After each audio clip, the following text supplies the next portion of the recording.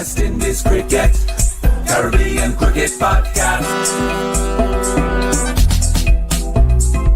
West Indies Cricket, Caribbean Cricket Podcast. Yes. What on earth? Oh my God, look at me just in the corner, cuz. Welcome to the Caribbean Cricket Podcast live call-in show. The settings were changed. That's why I was just in the corner, just on my ones. I was out here on the margins and in the crevice. I'm Machel, St. Patrick, one half the Caribbean Cricket Podcast. It's a live call-in show. People told me that this fourth T20 is going to rain out tonight. Good, because I refuse to watch it. I'm not giving up my sleep this evening, not even this evening, this morning, to watch that cricket match. Absolutely not. No way. I got to get up for work at 6 o'clock in the morning, UK time, and I just can't. I can't do it to myself. I can't watch it. T20s. Let's talk about this. Let's talk about this because I'm an uncle, but T20s go on too long. Like, what is it? Nowadays, a T20 goes on for three and a half hours minimum. That's too long for what's supposed to be the quickest format of the game, for what's supposed to be the most exciting format of the game. It goes on too long. And if it does start on time at midnight, that means by the time I go to my bed, we're basically looking at 4 a.m. in the morning, UK time. And then I have to then get up 2 hours later to go to work. Nah, for a bilateral T20 that has no meaning on anything, allow me. I'm not doing it. So I thought I'd just do a live call-in show. And then who wants to stay up? Obviously in the Caribbean, the matches start like 8:15, 7:15. Depending on the Eastern Caribbean, Jamaica time, etc. But UK audience, European audience, we ain't the soldiers for this one. We're gonna have to tap out. We're gonna have to tap out of this one. Someone else is gonna have to carry the can for that. No watch along, none of that. I will, however, because I'm not at work on Friday, I will do the Thursday night game because then there's no consequence to it all in terms of losing sleep. Yeah, so let's get into it. Little quick watch along because it's 9:10 UK time. I want this to be wrapped up at 10 o'clock because I've got things to sort out. You done know already. I'm a politics A-level teacher. I've got things to sort out, things to plan, things to go and put into the mixer. Did I even put the link in the thing? In fact, let me put this link in the thing. Let's get straight into it. No long talk today. So New Zealand lead the T20 series 2-1. I mean, is there really a whole lot to talk about? I mean, stuff has been happening. The under-19 series is due to start soon. I haven't actually put those dates in my diary, but West Indies under-19 are due to play England under-19 in 7 matches very, very soon. So that's due to start. The women are still in their camp. Their 8-week camp ahead of engagements next year in 2026. 8-week camp, then they break off for Christmas. So there's that. Obviously, West Indies men's senior team are in the middle of an all-format tour. It's just, stuff's going on. Sometimes it just is what it is. No long talk, no big analysis needs to be done. Things are just moving along. We got a guest coming on the show later this week. Got some stuff planned for later this week. Get your Caribbean Cricket Podcast merch. Still got some shirts for sale. Pink and blue's pretty much done. Unless you're double XL or XL or something, pink and blue's pretty much done. Or salmon and blue, call it what you want. Maroon's still available. White's still available. Yeah, lots of bits and pieces, lots and stuff. D Major General says, any chance of Springer being in the ODI and Test squads? Allow it. Oh, allow it, cuz. The man, allow it. This is what we're guilty of in West. Well, I say we, not me. I'm not involved. This is what West Indian fans are guilty of. You see a man put in a 1-2 performance, and then you immediately demand he just gets into everything. No, we have to allow it. It's like Django. You see him put in 1-2 performance, and then people immediately demand he just gets in every single team. Like, we have to stop this. We have to stop. We promote people too quickly. We drop people too quickly. We have to stop all this.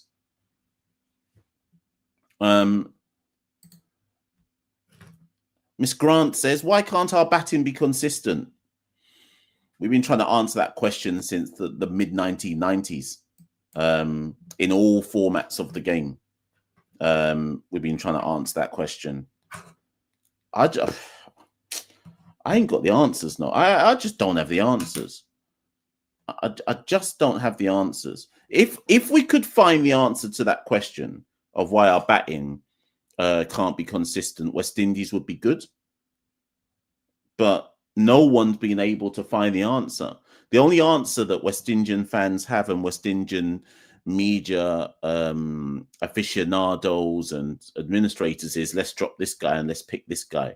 That's the only answer they've got, you know. No one's ever actually unpicked the fundamentals of why no one can actually bat.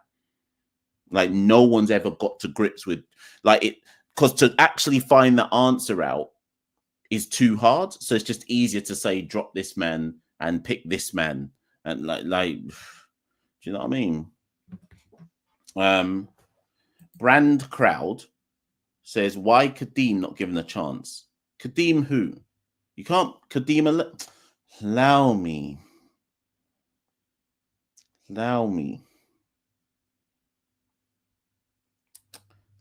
cuz. This afternoon, I was with my daughter this afternoon. Where were we? We were on the train. And was it the train? I think we were on the train. And my daughter goes, Dad, will anybody on this train recognize you? And I said, why do you say that? And she was like, because you're always on YouTube talking about West Indies, so you must be famous. My daughter's 7, by the way.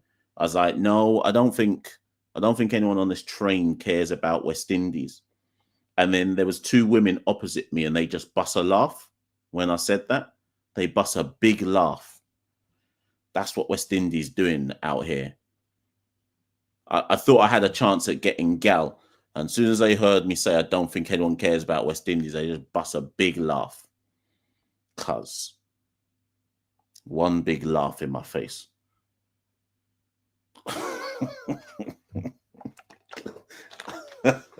Not even joking. That's actually a true story. One big true story, that one is.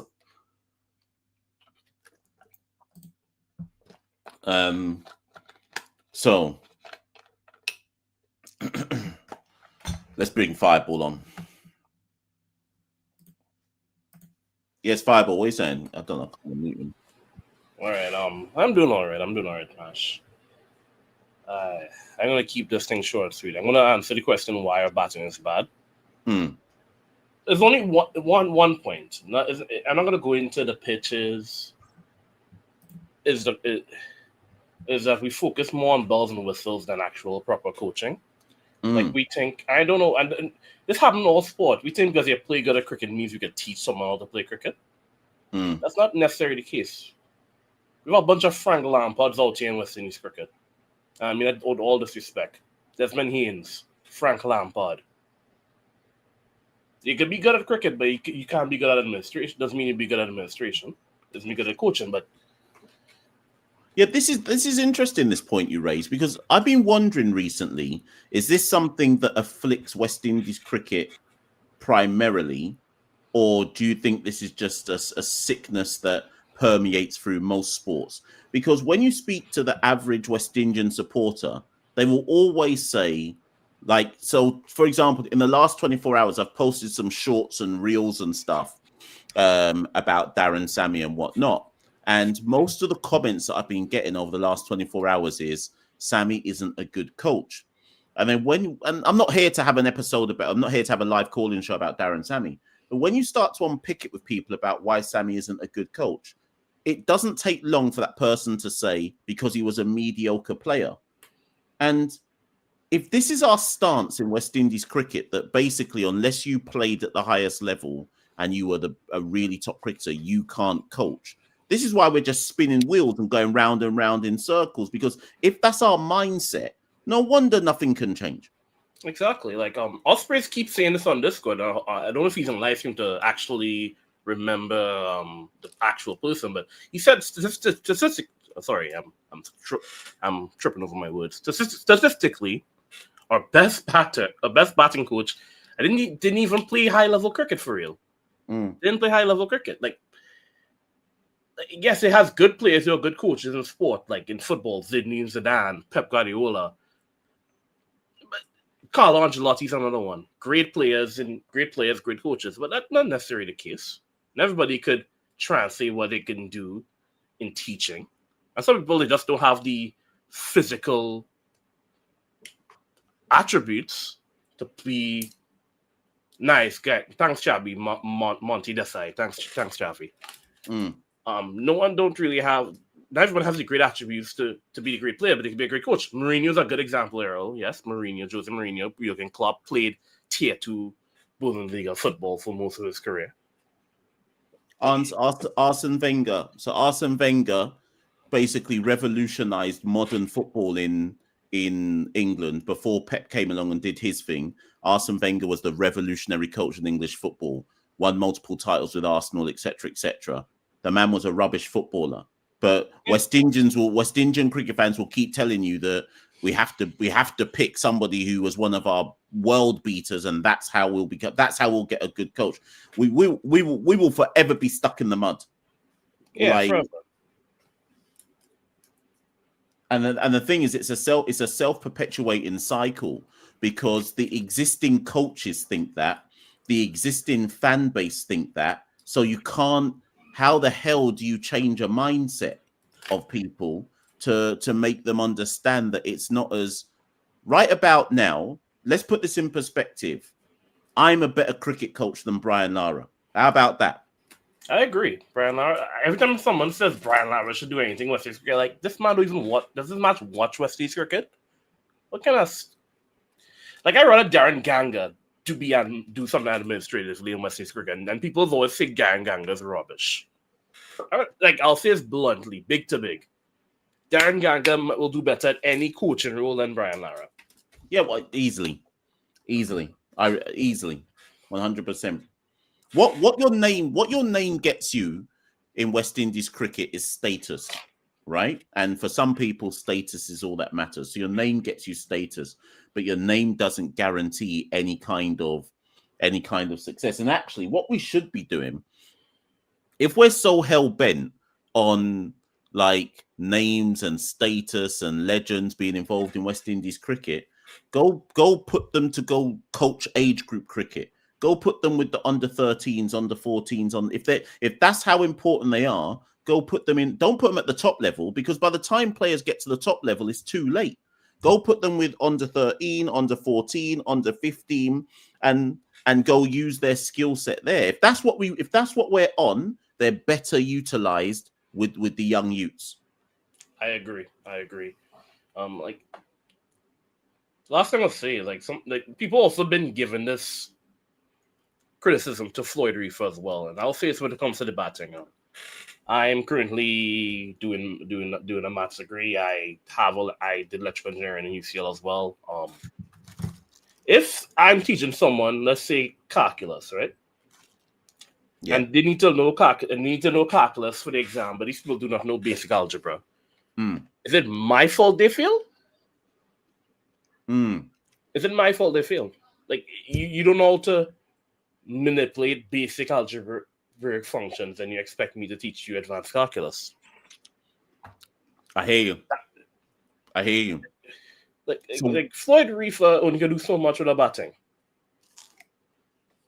It's weird because everyone accepts that lots of our players get to the top level with fundamental flaws, but then blame the coaches at the top level that they can't iron out those flaws. But we all understand that in any other profession, you can't get to the top level with fundamental flaws, because you have to have got certain qualifications and jump through certain hoops to have even reached the top level. If you think of it this way, I know people say, Mash, the analogy doesn't work that way, but let me try work it this way. The 11 players that take the field for West Indies at any one time are the 11 best players in the Caribbean.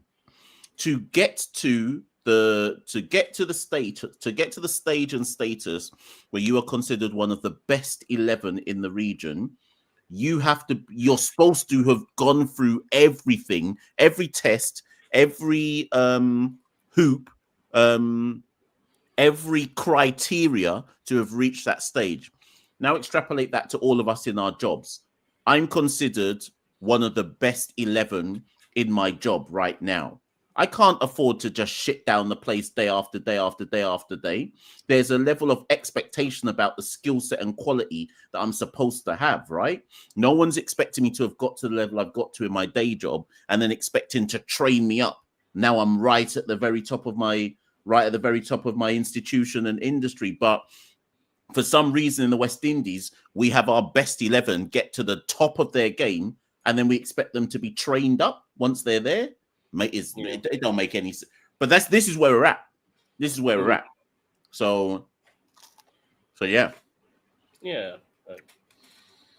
That's all I have to really say. I'm also going to give my best wishes to Jamaica. See, $7 billion USD will cost to do repairs. I cannot imagine. I spoke to my coworker. We cannot imagine taking up $7 billion USD in your budget just for repairs. Listen, the other day I said on one of these shows that I thought it might take 3 years for the western half of Jamaica to recover. I think I've undersold it. I think it might be anywhere from 7 to 10.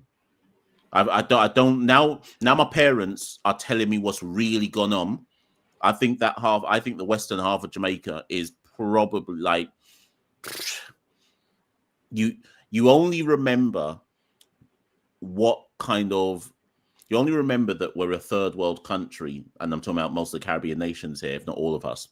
You only remember we're in the quote unquote third world when stuff like this happens, and you suddenly realize how many people are hustling and are higglers and so on and so forth, and their whole life is MashUp, right? And there ain't no government to build them houses. Do you see where I'm coming from? Not everyone's going to be able to just suddenly just get a house just like this. So I know there's some Jamaicans in the chat right now. Am I exaggerating, my people? 7 to 10 years before the West can see life again, like proper return to what they consider life. That's what I think has happened. So I hope people can see the link below for the relief fund, supportjamaica.gov.jm. Obviously, there's individual stuff going on with various different people as well, which you can support. But we're obviously using the official government lines on this show. Any last things, Fireball? I'm gonna talk about Andrew Holness now. I've never been a fan of Andrew Holness as a politician, most of these CARICOM politicians. But I feel sorry for him and his government because he now retained power. Yeah. This is the beginning of his term, and you have to deal with this for your entirety of your 5 years, with your tourism sector basically crippled. Yeah, I hear you. It's just as well, and people are going to get on my case. They're going to say, "Yeah, this ain't supposed to be a political show," and so on and so forth. And I know certain people are on the JLP, PMP warring thing, but this is where Holness being a populist helps. And people are going to hear me say that and think I'm being negative when I say that, but actually that's a positive, right?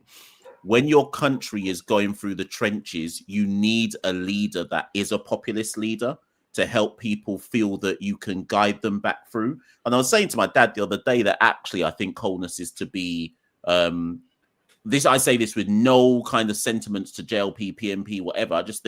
I said, objectively speaking, I think Holness is to be applauded in terms of how he's tried to go. Like, no leader wants to be in this position. I think actually he's to be applauded on generally how he's tried to go about this and how he's tried to draw the nation together and get everyone to understand that this is a common cause and so on and so forth. So no world leader wants to be in a rebuilding stage like this. So yeah, I don't think we can go on any kind of critical line here.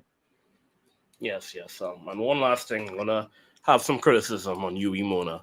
How in the hell they could start school 3 days after the hurricane? A couple. Yeah, days that's after mad. That's mad. Yeah. Like, Jesus Christ, Huey. Like, imagine you lost your house. You lost your pet in a flood, and you had to go to school to do history. Like, is Huey mad?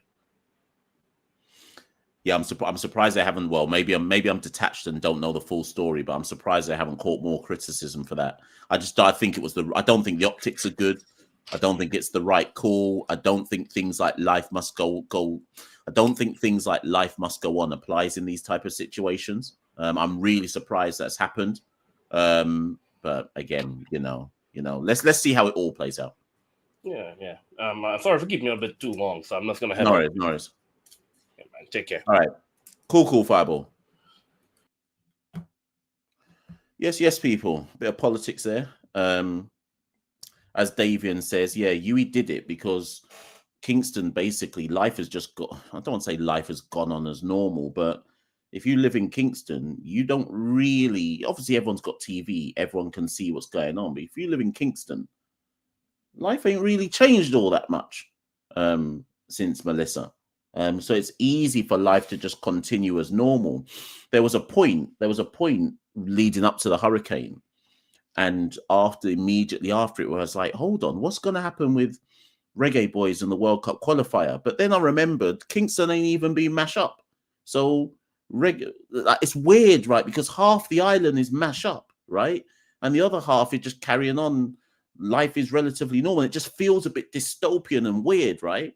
So next week, obviously not next, when is it? Is it on the 18th? Jamaica play Curacao. In fact, we go Trinidad first. When's that Trinidad game?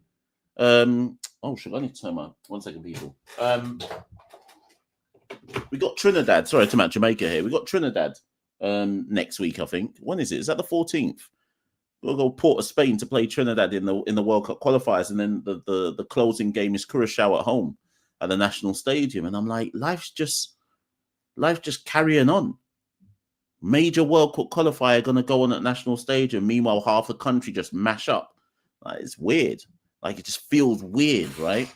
Anywho, nothing can bring the country better together than Jamaica getting to a World Cup. So let's see what happens. Anyways, this show isn't about Jamaica or just about Jamaica. We can talk anything and everything. Well, let's see what people are saying. Here we go. Do you think the West Indies lost their chance of getting real? Let me start again. The champion 1918 says, do you think the West Indies lost their chance of getting real sponsorships such as Nike and Adidas after winning the second World Cup and not going out there for major sponsors? Okay. Who does our kit at the moment? Is it where's the latest kit? Who does our kit? Is it Macron? I think Macron do our kit, right?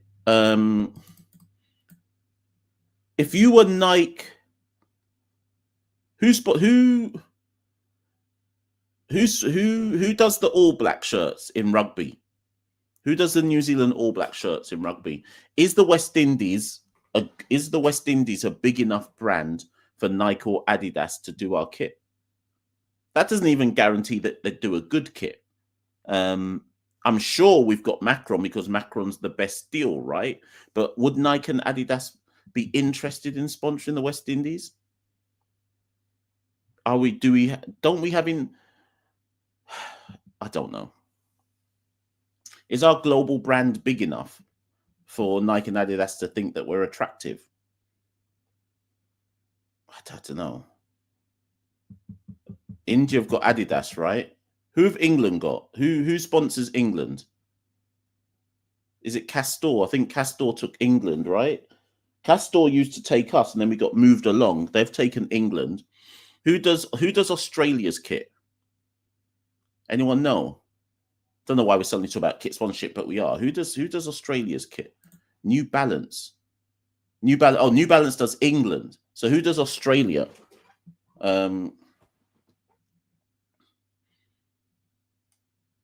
Interesting, isn't it? Do you know it's actually an interesting point? It's an interesting point. And the thing is, even if Nike and Adidas did do the West Indies kit, would they give us a good deal for doing the West Indies kit? Do people? You can barely buy it. To be honest, though, why are we even talking about this? You can barely buy a West Indies shirt. You can barely buy a West Indies shirt in the Caribbean, much less anywhere else in the world. Imagine you have a brand, right? And I will always maintain this, right? The West Indies have the best cricket brand outside. Okay, obviously India are going to say India, right? But nobody says in cricket, India are my second team. Obviously, population and everything, India are a lot of people's first team. But nobody, when you speak to random cricket people, no one goes, India are my second team, right? You speak to bare random cricket people, they go, West Indies are my second team. But you can't get West Indies shirts anywhere. And then even when you try to buy a West Indies shirt, it costs like, if I think of like UK, a cricket, one of these shirts, I hope you can see me holding it, right? One of these shirts costs like, this is the latest one, isn't it? Yeah. I don't worry about how I got that one. But anyways, I didn't pay for it, put it that way. But one of these shirts costs like £85. £85 for a shirt. Are you mad? What's wrong with people? Like, and this is so not, you have a double whammy here. One, even if you can find a West Indies shirt, it's mad expensive. Two, you can't find them to begin with anyway. Your best bet is going on eBay and hoping a man has just put a kit up for sale randomly at £25. It's so expensive. Like, what are we doing out here? What are we doing? Like, what are we actually doing out here? Let me find some comments, see what people are saying. Javon Martin says, I forgot to ask the other day, what do you think of Machel Louis playing T20 internationals? How did he do in CPL? I don't remember him doing anything. Someone find me the stats. How many games did Machel Louis play in CPL? I know obviously CPL is rubbish, but how many games did he play in it? What position did he bat? I'm not convinced. That said, I can see Machel Louis putting up the numbers to once again put himself in West Indies contention ahead of others, similar to how I expect Craig Brathwaite to put up numbers to put himself back into West Indies contention.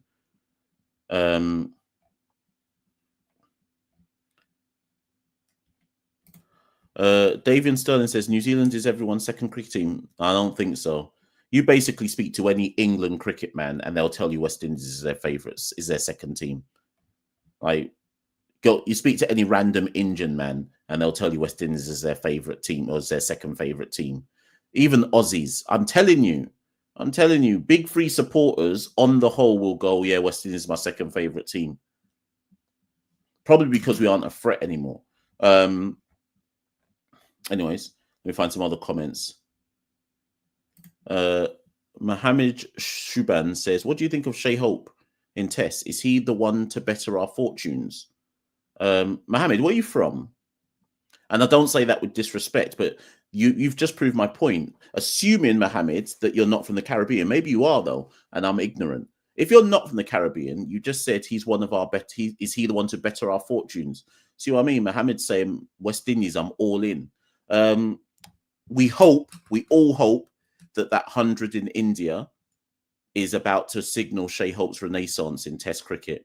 If Shea Hope can end his Test career with an average over 30, an average over 50 in ODIs, and obviously T20 is what he's doing right now, then he'll go down as the greatest player of this generation of West Indians, easily.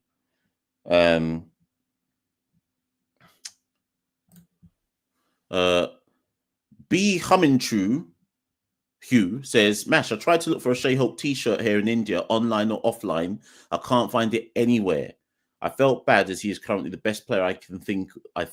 He is currently the best player that I would want. I think one can buy IPL jerseys of top West Indies player.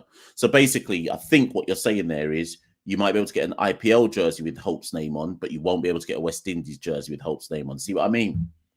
See what I mean? But what are West Indies really doing now? I hope all of the West Indies players, administrators are watching this on their burner account, right? What are you really doing out here? People will buy up the merch. Where's the flipping merch to buy, cuz? I can't afford it. That white one I actually bought in Antigua. I paid actual money for that one, and it cost me the equivalent of, how much did I pay? I want to say it cost me something close to £40 UK. When I did the conversion back into UK money, it was close to 40 quid. 40 quid for a flipping West Indies polo shirt. And the only reason I spent the money is because I had the money. And that's not because I'm rich. I just happen to have the money in my pocket, and I love West Indies. But £40, £40 for a polo shirt. I don't care how nice it is. 40. Are you flipping crazy out here? Your average man ain't spending £40 on a polo shirt. It's too damn expensive, cuz. What are you doing out here? So yeah. Mario says, I've been wanting to buy a jersey, but I can't find one in the US. Actually, do you know how people? Let me show you how ridiculous it is. I wonder if Sachin is here. So obviously, for those of you who know, I was in Florida for the 2 of the games against Pakistan. Right? Check this out, people. Do you know? Look how crazy this was.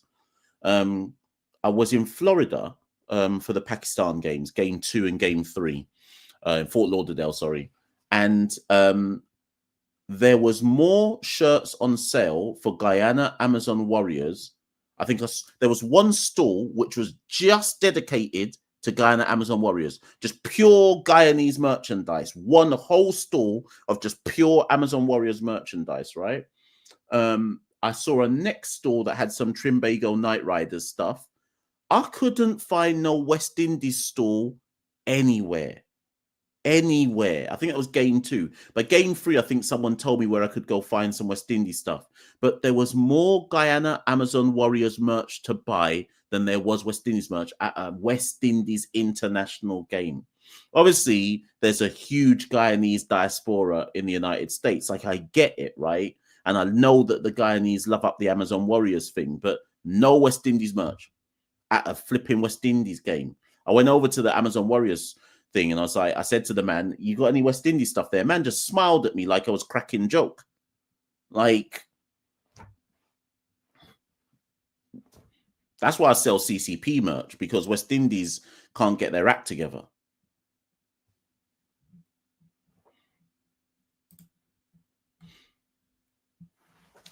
Are we just talking about merch anyways? Let's talk about the cricket before I wrap up the show. Let's talk about the cricket. We're somehow going to some massive conversation about merch. Let's get onto the T20s. There was some comments right at the beginning of the show, actually, which I didn't put up. Let me go find one of the comments that was here. Where is it? There's a comment that I wanted to put up. You lot keep chatting away in the chat. I'll come to your comments in a bit. There was one obvious comment that we need to have a discussion on, which we should all have a discussion on. Let me find it. Where is it? Here we go. Right. So Cricket 101. Cricket 101 says, Mr. Mash, Sammy's got some work on his hands when it comes to Rutherford. If he drops him, that might be it for Rutherford. Let's talk on Rutherford, because obviously yesterday's game, I didn't watch it, right? So my daughter, she has on Sunday mornings, she has a football club that she goes to. So I was weighing it up, and I was like, right, if I watch this West Indies game, by the time I go to bed, it'll be 4 o'clock. She'll come into my room and wake me up at 3 o'clock saying, let's get ready. Sorry, at 3 o'clock, 3 hours later to say, let's get up, let's get ready. And I was like, I can't do it. I can't sacrifice sleep to get taken there 3 hours after I go to bed. So I said, I'm not watching the game. So this morning now, she wakes me up, and I said to her, let me just watch the highlights of the game. Talk to me about Rutherford's dismissal yesterday. There was a lot of horrendous dismissals yesterday. Jangu's was bad. Orgis run out was bad. Powell's was horrible. There's somebody else that I'm missing who I thought was horrible as well in terms of dismissal. But I actually think Athanasis was horrible. But I actually think Rutherford's was the worst. Talk to me about that shot, people. That shot. And I didn't even watch it live. I was like just watching it in real time. Like, I don't even know what he was trying to do. I don't even know what he was trying to do. I want to say he was trying to hit it inside out to go over short third. I think that's what he was trying to do. Or maybe he was trying to hit it on the up to go over the covers. But whatever he did, it caught the outside edge of his bat and it just lobbed it up gently to short third. Do you know how bad a dismissal has to be for you to just lob it up gently to short third? Think of the cricket pitch, people, and think where short third stands, right? Now think how bad of a shot you have to play to slowly, because it wasn't quick, short third didn't even move. They just stood there and waited for the ball to land in their whoever it was, just waited for the ball to land in their hands. Think how bad of a shot you have to play for that to happen. And I was just watching it. I rewinded it about 4 times, and I was like, what's going on? And this isn't me trying to get Rutherford. None of this is about, Rutherford shouldn't be in the squad, and this is, I don't like Rutherford. But what's actually going on? Like, he's too good a player to be getting out these ways, right? Let me bring up the stats actually. So if I'm not mistaken, that is Rutherford's 9th. In his last 14 innings, Rutherford has scored under 10 9 times. That's off the top of my head. Someone can go away and confirm that for me without me looking. But based on what I said in a previous show, in his last 14 innings, he's scored under 10 9 times in T20 internationals. Now, luckily, the best news for Rutherford and for Darren Sammy and his backroom staff is that the World Cup is still, 4 months away? So he's got enough time. He's got enough time to try and fix this and sort this out in 4 months. But let's ask the difficult question. Get in the comments and let me know, or get in the live chat and let me know. How long is Rutherford's rope before you have to think about, no, you've actually lost your place? And this is where man management is actually important, or person management, depending on who the coach is, right? For all of the failings that people believe Darren Sammy has, not me, you lot, for all of the failings that people believe Darren Sammy has, the one thing that you never hear people cuss Sammy about is man management, in terms of even the people that don't like him. They're like, he's just a man manager. He's not a coach. Cool. He really needs to earn his coin right now with Rutherford, because on one hand, you have a super talented player and you have to protect them. And you, like, if it's me, let's not talk about what Sammy should do. Here's what I would do. Okay. Here's me proving to you why I might as well just coach some of the teams in the Caribbean, right? Here's what I would do if I had the Rutherford situation on my hands. Listen carefully. I would, because Rutherford's picked now, right? He's in New Zealand. He's going to be picked for the ODI series as well, right? I would say to Rutherford after the end of the T20 series, listen, we've got to win some ODIs, right? We've got to try and put some clear space between us and Bangladesh, right? Right now, your form is down horrendous, but you are important to me. I do not believe that playing you is helping you psychologically. But you keep stressing how important this player is to you. And then I'll say to Rutherford, I am going to rest you. I'm going to give young Akeem or Django or whoever it is, I'm going to give them a go. But I am not dropping you from the West Indies team. See this ODI series coming up? I just want you in the nets. I just want you in the nets. We're going to just work on technique. You're not going to play. I'm telling you now, you're not playing a game unless there's injury. Use this as a way to work on your game. And then I'm saying to Rutherford the following. This is where some of you are going to cuss. Then I'm saying to Rutherford the following. When the first game happens in the T20 World Cup, you are playing. So I'm letting him know from now, you are playing in that very first game of the T20 World Cup. You're not dropped. You are playing. You are considered a first choice player. I don't want you to feel any kind of way. Don't get your head down. You will be in my first choice team come the World Cup. But for now, what's more important is you get your head straight and you just stay in the nets, working on your technique, working on your game. That's how I'm treating it. I ain't picking him again. I ain't picking him again on this tour. And I'm just saying, bro, use this time to just bunker down and work on yourself psychologically with my man sports psychologist, and work on your game in the nets. Don't worry about playing. We don't want you to put pressure on yourself. Okay, when we play the T20s against Afghanistan in January and South Africa, I'll give you a little 1-2 game. But whatever happens, game 1 of the World Cup, you're playing. That's how you work with these type of players. That's how you work with them. Now, I know a couple men will say, nah, you can't guarantee no player, no game time. They've got to earn their spot. But when you have a talented player, you have to manage them. You manage those type of players. It's not as simple as going, your form's down horrendous, you're out. Like Multi, for example, is out right now. But I am assuming and hoping that what Sammy has said to Multi is, you're coming back for the World Cup. You're just out right now. I want you to go away and work on things. But you will be in my... Multi should and will be in the World Cup squad.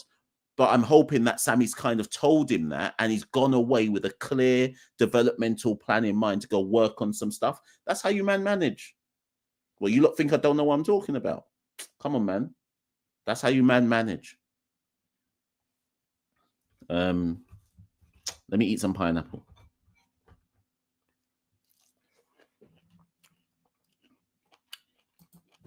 I don't know why they dropped Roston Chase. Let me finish my pineapple. I don't know why they dropped Roston Chase. He has won 2 man of the matches in the last 3 games. Is he not well on injury? Otherwise, I don't see Rutherford playing, seeing his form. Now, here's an important thing. I don't know if they said it on comms yesterday. So somebody please let me know in the chat if they said this. But you have to remember, people, that this is a multi-format tour, right? Then consider, because Hope is going to have to be rested at some point as well, right? Remember, people, that 5 of our players play in all formats of the game. And remember, the 3 ODIs against New Zealand are more important than the T20s, because the 3 ODIs matter for qualification for the World Cup. Like, if we can take 1 win, remember, New Zealand are ranked higher than us. If we can take 1 win against New Zealand in one of these ODI games, we have to expect that we're going to get 2 L's. But if we can take 1 win, it really helps our ranking points. So you have to remember, people, that since basically June, Hope, Chase, Seals, King, who else am I missing? Hope, Chase, Seals, King. I'm missing someone, can't think who, but let's just take those 4. Those 4 players have basically played non-stop since June. Test match series against Australia, CPL, Test match series versus India, limited overs series versus Bangladesh, now straight to New Zealand. Those 4 players that I've just mentioned, who are all critical to us, by the way, in some shape or form, have basically never had a rest. So bear in mind that the ODIs are more important than the T20s, right? You have to manage their workload. Chase, because Chase is a double threat player, you can't. I know leaving Chase out seriously unbalances the West Indies T20 side, but you can't just play him all the time. And you can't play, like, Hope has to take a rest as well. I'm glad they rested Seals. He has to take a rest. Like, these guys are all, Hope, Chase, King, Seals are in every squad. Like, now, King might not play every game out of form, but the other 3 definitely will. You can't just, like, Hope's our best player, but we can't run him into the ground. So if we lose tonight, right, for example, say we lose the game tonight, game 4, I'm resting Hope for game 5. I'm not playing him. Remember they rested Hope in Remember, Hope didn't play the final game in Bangladesh of the T20 series. Like, you have to give these guys some rest. Like, when we were looking at the schedule at the start of the year, Santoki and myself, in fact, look at this point here. It's probably no coincidence that Alzari and Shamar have got injured, right? When we were looking at the schedule at the start of the year, Santoki and I said, boy, now Sammy's all format coach. When's he going to get a rest? When's analysis going to happen? When do they break? When do they do a debrief from each tour and work out what's going on? How do they get to look at which players are doing good and assess who should be called up into the squad? And like, there's the modern day cricket calendar is so congested.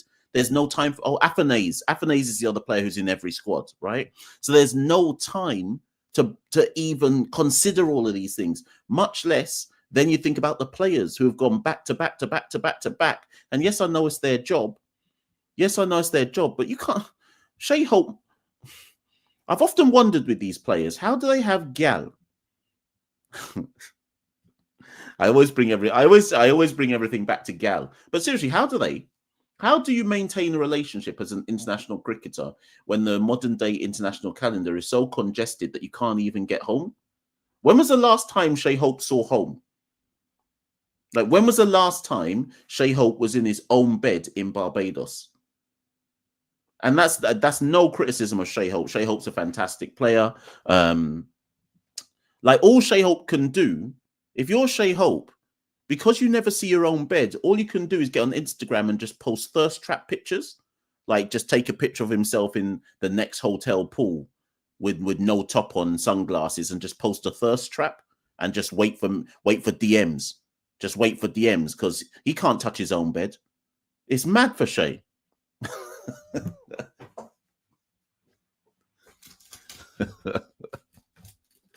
I know some of you be waiting for Shea's thirst trap pictures as well. The thing is, I'm not even joking. There's a couple people on here right now. I won't call no names. I know you just be every hour you're refreshing Shea's Instagram page waiting for the thirst trap to drop. I know some of you are waiting for that thirst trap. Who's getting trapped? Who's getting trapped by Shea's pictures? I know some of you getting trapped, you know.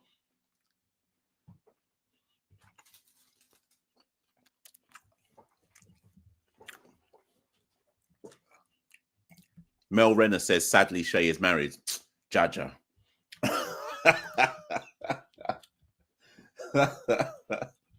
Oh, God. Oh, God. The thing is, this show is over in 6 minutes. I've gone from talking about the hurricane in Jamaica to Shea Hope's thirst trap pictures, you know. I'm not serious. I actually am not a serious guy. I accept that I'm not serious. Right, so yeah. Brian says, how does Mash know so much about the type of pictures that Shea's posting? I see them though. I see them in the CCP feed, and I like them as well. How about that? When Shea posts a thirst trap picture, I press the heart button. I press the heart button on it, because game respects game. Game respects game. Next year, see when 2026 touches down, I'm posting pure thirst trap. Go and follow CCP Instagram now, people. See 2026, I'm posting pure thirst trap pictures. You're just going to see me like this. You're going to see me like this in 2026. Hold on. Let me think. You're going to see me like this. One second. You're going to see me like this. Hold on. Let me show you let me show you an example of the thirst trap I'm going to be posting in 2026. Hold on.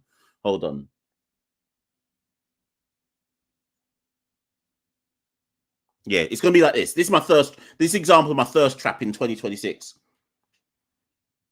And then you'll see, I'll be doing these poses, and then you'll see a caption which says the following. And then the caption will say, it's not the past that matters, it's now.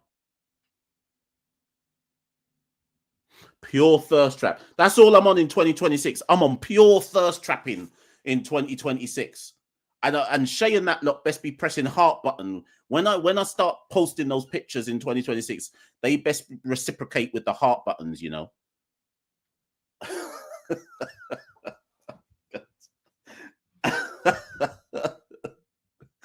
Oh boy, let me wrap up this show. Listen, so New West Indies versus New Zealand. Game 4 is tonight. Has anyone looked at the forecast? Someone told me it was going to rain today. Someone told me it was going to rain today. Let me just look at the forecast. Anyone got the forecast in New Zealand? Anyone? And before I wrap up the show, has anyone got the forecast? I swear, someone told me it was going to rain. Before I go, somebody put in the Discord group earlier on. Can't remember who. They said 95% chance it rains in today's game. So I just don't. I don't know. No, maybe no one. If anyone's got a weather app or something like that, Nelson, I think the ground is. So good luck to anybody who's going to watch it. Once I saw that there was a chance of it raining, I definitely said I can't stay up to watch this, or not staying up for the off chance that it doesn't rain, if that makes sense. But Giovanni says 62 Fahrenheit. Oh, okay. So yeah. So last thing. So last 3 minutes. Last thing I should talk on Shamar Springer. Just a word for Shamar Springer. I know Major General mentioned him earlier on. Okay, so Shamar bowled well yesterday, Shamar Springer, and he batted well at the death yesterday, batting at number 10. Now you may remember in one of the preview videos, I spoke about the fact that I consider Shamar Springer a batting all-rounder. Now Shamar Springer is now, how old is he now? Is he 28? Let me just check Shamar. Obviously, he was part of the 2016 World Cup winning team. So Shamar is 27. He turns 28 in 2 weeks' time. Classic case, just like Casey Carty. It's taken Shamar Springer 10 years to matriculate from 2016 World Cup winner to now suddenly being part of the West Indies setup, right? But so this is Shamar Springer's cricket records at the moment. First class cricket. He averages 29 from 19 matches. Shamar Springer is 28 years old and he has played 19 first-class matches. Basically 2 matches every year, if you average it across his professional career. List day, he's played 46 matches. He averages 22. This is all with the bat, obviously. T20s, 41 matches. He averages 14 with a strike rate of 109. With the ball in first-class cricket, he has 51 wickets at 26. List day cricket, 43 wickets at 29. And T20 cricket, he has 33 wickets at 27, economy 9.5. Let's look at CPL. CPL this year, he played for the down bad Antigua team. In fact, they did all right. They got to the Final Four, didn't they? He played 6 games in CPL this year, took 1 wicket. He batted and got a high score of 10. So he had a subpar CPL this year. Last year, he was all right, to be fair, with the ball in 2024. I don't really know where I'm kind of going with this, but I guess what I'm saying is, does Shamar Springer have ability? Yes, 100%. Did we know Shamar Springer had ability as a youth man? 100%. The question we all have to ask ourselves, and it's the classic West Indian tale, how has Shamar Springer in 10 years barely played any matches? Since he won the World Cup, think about what we're saying here. Since he won the World Cup,